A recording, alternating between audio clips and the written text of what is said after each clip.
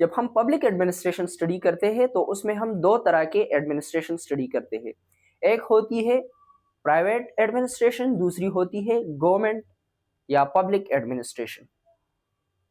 جب ہم اسٹیٹ کے وجود کو پڑھتے ہیں تو وہ کس لیے ہوتی ہے؟ State is for the welfare and well being and progress of the society and its citizens. آتے ہیں ڈیفینیشنس کی طرف. The definition of privatization. Privatization کیا ہے؟ In terms of legal studies, economy and political science. Transfer of ownership to the private entities.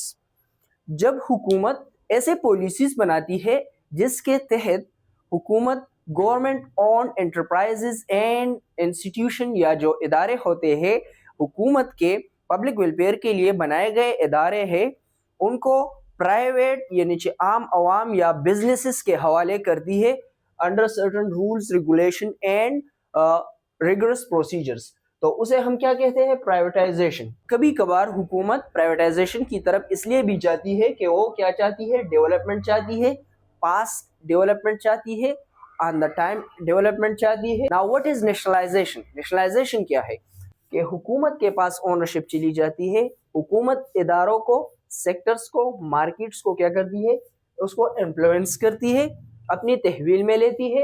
How مینیجوریل who, how پورے کا پورا sector کا جو ریگولیٹری سیٹ اپ ہے, اس کا جو پروفٹ اینڈ لاس ہے, اس کا جو سب کچھ ہے آل اینڈ آل اپنے کنٹرول میں لیتی ہے اور پرائیویٹ سیکٹرز کو جو کیا کرتی ہے؟ کک آؤٹ کرتی ہے فرام دی مارکیٹ. یہ کس لیے ہوتا ہے؟ For public interest.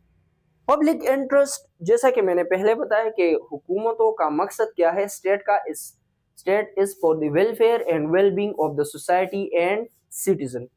تو پبلک انٹرسٹ کے لیے کرتی ہے. جیسا کہ کسی خاص سٹی میں اگر آپ لے لیں ٹرانسپورٹ کو, اب اس سٹی میں ٹرانسپورٹ پرائیویٹ ہے, حکومت کیا کرتی ہے کہ ٹرانسپورٹ کمپنیز کو نیشنلائز کرتی ہے, ان کے جو ایسٹ ہے ان کو سیز کرتی ہے, اس کو اپنی تحویل میں لے کے جو ہے ان کو پبلک ویلفیئر کے لیے استعمال کرتی ہے اور سستا, آسان اور جو ہے وہ ٹرانسپورٹ پبلک کو پرووائڈ کرتی ہے. Same goes with the health, education and many different sectors. So that was about the kind of introduction of privatization and nationalization. These two topics are very important for the students of political science, public policy and governance. In real time اگر آپ دیکھ لیں تو یہ دونوں terminologies بھی ہیں and policy بھی ہے. حکومتیں عام طور پر جب دو طرح کے ریجیمز ہوتے ہیں, it's an ideological thinking, it's an ideological thing. یہ ایک آئیڈیولوجیکل چیز ہے کہ بعض حکومتیں بعض چیز کو سپورٹ کرتی ہے اور بعض دوسری چیز کو سپورٹ کرتی ہے. تھینک یو, السلام.